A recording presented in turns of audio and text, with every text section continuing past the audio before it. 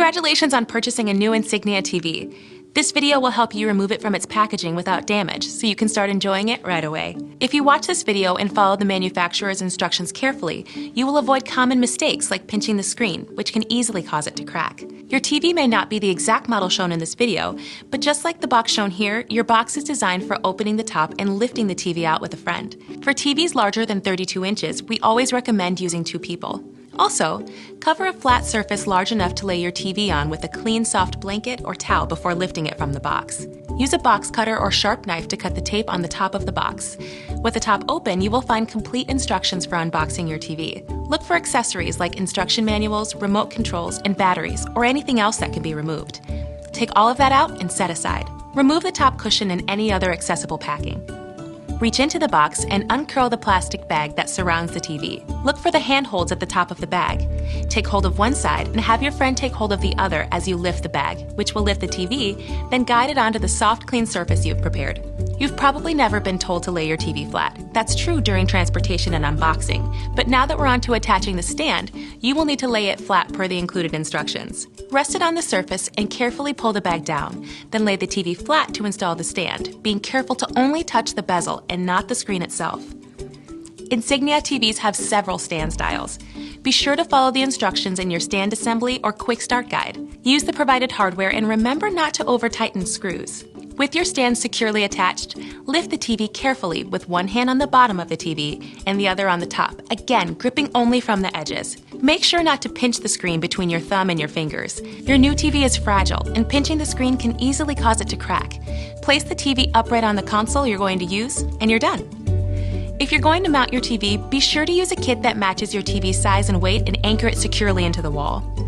If you have questions about these instructions, contact Insignia at 1-877-467-4289 or online at www.insigniaproducts.com/support.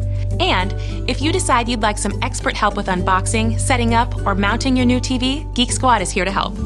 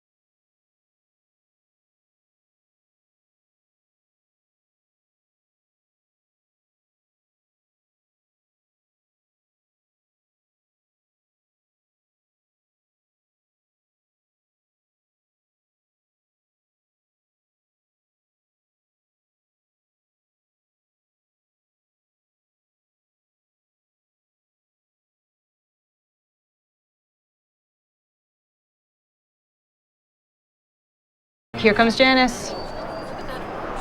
She's carrying too much speed.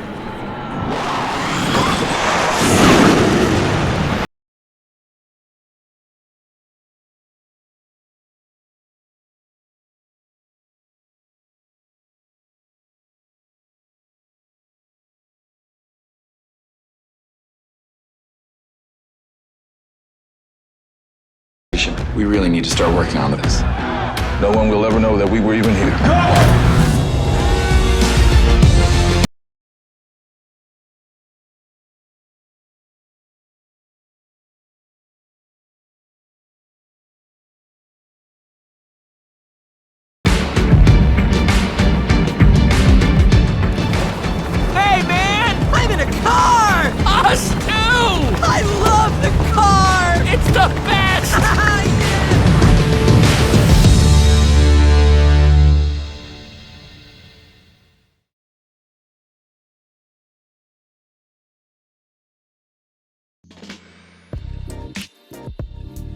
What's up everybody, my name is Danny Winjet and I'm going to show you how to set up and manage your smart home dashboard on your LG OLED TV, and I'm also going to show you how to control your entire smart home by using the built-in voice assistants. It's really easy. Let's go ahead and get started. First thing you want to do is just pick up your Magic Remote and just navigate to the smart home dashboard, click on it and open it up. This dashboard was made to see all of your connected devices in one place, so if you have a soundbar connected like I do, you can see that right here. Your gaming consoles also show up here when you plug them in. If you have multiple speakers connected, you can choose which ones that you want to use. What's great is that when you want to change the settings, a lot of that can be done right here in the dashboard by just clicking on that product. Very convenient. If you own LG ThinQ smart home products like the LG Air Purifier and the LG Robotic Vacuum, you can add them to the right side of the dashboard. Just download the LG ThinQ app and set up an account and connect your devices. They'll show up there and you can control them like any other device right from your TV. You can connect up to 4 smartphones here to make content sharing easy. What's awesome is it doesn't matter if you use an Android phone or an iPhone, AirPlay 2 support is here, so it doesn't matter what type of phone you use, LG's got you covered. So when you want to quickly share those family photos and those videos, or if you want to just watch a movie that you purchased, it's really easy to do. The best way to control your entire smart home is with the built-in AI voice assistants on the LG OLED TV, and what's amazing about the LG TVs is that you get the ultimate flexibility because you have the choice between Apple HomeKit, Google Assistant, or Amazon Alexa. Just pick the one that you want to use, sign in with your account, and just like that, you'll have control over your entire smart home instantly through voice. I have my smart home connected through Google Assistant, so all you have to do is hold down this microphone button on your Magic Remote, turn on office lights. Sure, turning on 6 lights. Just like that now, all the lights came on and I'm ready to watch a movie. So that's how you set up and manage your smart home dashboard on your LG OLED TV. It's powerful, it's convenient, so give it a try today. I hope you learned something from this, and I hope that this will help you enjoy your TV even more, if that's even possible. I have been waiting for this day for a long time. Okay, it's been like 3 months, but for a TV nerd, that's like an eternity. Welcome back everyone, I'm Caleb Dennison for Digital Trends, and today, if you didn't already figure it out, we're unboxing the Sony Master Series A9G OLED TV. The TV that was called the best TV of 2019 by a bunch of video enthusiasts out in New York. Big video shootout if you're not familiar. This guy beat out the LG OLEDs. How'd it do it? Well, I think we're gonna find out real soon. But first, we gotta get into this box and set this puppy up. Okay, so here's everything that comes in the box, and folks, you gotta dig a little deep to find the stand and the power cord. Everything else is just sitting right up top. The base here is metal construction with a little plastic overlay, and I'm stoked to see this because last year's premium OLED from Sony was ridiculous with this ballast and this raked back stand, and it was a huge pain in the butt. This looks simple. I'm down with that. 4 decorative pieces here. That's a lot of decorative plastic, so I'm curious to see how this TV is going to come together. We've got the new Sony style remote that we saw with the X950G and a couple Sony batteries for that. The legs that attach the TV to that stand over there, power cable, screws, you know what we do with those, and then the setup guide. You might actually want to keep this around. It's kind of handy. I had to look at it, and I set up TVs all the time.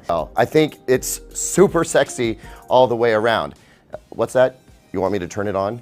Okay, I'm sorry. No more delays. Let's take a look at this thing. Setting this TV up once you first turn it on is super simple. It's an Android TV, which means if you have an Android tablet or phone, you can use that device to set the television up. And that just speeds up the process of getting logged into Google and YouTube. Fewer button presses and you're off to the races. I was gonna show you that, but it's kind of boring seeing me, touch stuff on my phone. If you do wanna see it though, I'd advise you check out the Sony X950G unboxing and basic setup video. We'll put the link right up here. That shows the whole process if you're curious about what it looks like. Once you're logged in, this is what Android TV looks like. You may have seen this before. There are a few things that I do like about it in that it's very colorful and it's very interactive and it's fairly easy to find the stuff you want. You can put the apps in whatever order you want to right here, add as many as you want for the home app ribbon. Sony has a few things that it likes to recommend. And it does this based on your viewing habits. if you allow it to. You can opt out of that. Also, as an Android TV, it's Chromecast enabled, so if you like to cast using your phone or tablet or even your PC, you can absolutely do that. And as far as the operating system speed, it's a lot like the X950G in that Sony built a processor that really handles Android TV well, and so it's super zippy. All that stuff I've said nasty about Android TV in the past, I take it back, but only if you're running it on a Sony with a really high-end processor. As for picture settings, I would have to say that this Sony TV is one where you absolutely can use one of the out-of-box settings and you're absolutely gonna love it. So by default, it comes in standard mode. I'm gonna bust that down to cinema, which will warm up the color.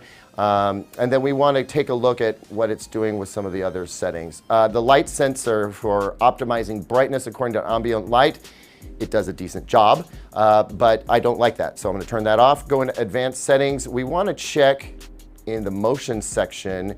It has a custom motion flow setting, really low clearness setting.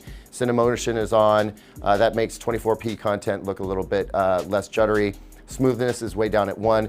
This is going to be fine if you don't mind just the tiniest little bit of soap opera effect, but if you're really bothered by that, I would suggest that you switch this to off. I generally recommend that for all TVs. Outside of that, the cinema mode is going to be the most accurate and definitely the preference for people who watch in darker rooms. It's also appropriate for a daylight lit room, but if you prefer something a little brighter, I would suggest going with standard. It's a little colder in the color temperature, but still perfectly usable. Couple cool things to know about this TV. One, it supports EARC or eARC, so if you're looking forward to using that feature in the future, if you're a big AV enthusiast, the TV's got it. It does not do variable refresh rate or auto low latency mode, which is part of the full HDMI 2.1 spec. I think we'll probably see that in Sony's TVs next year. The other really cool thing about this TV, you may have heard, the screen itself is a speaker. There are little actuators behind the screen that cause the screen to make sound, which is fantastic because it localizes the sound. So if, say, there's somebody speaking over here, you hear it coming from over here. You actually can get a decent stereo effect out of the TV as well. But remember earlier I showed you that little center channel input in the back for speaker wires?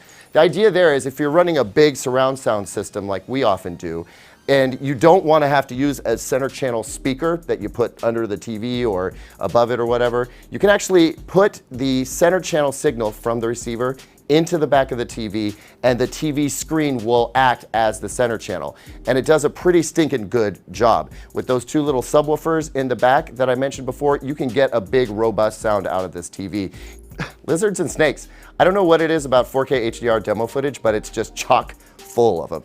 Weird. Anyway, this TV looks fantastic. And by that I mean, even when it's turned off, it's a very elegant TV, super thin, very easy to use thanks to that chip that's running Android OS so well. Overall, I'm very impressed by the first impressions that I'm getting on this television. Now, I know you want me to talk about picture quality, but guess what? That's what the full review video is for, which I promise will be coming very soon.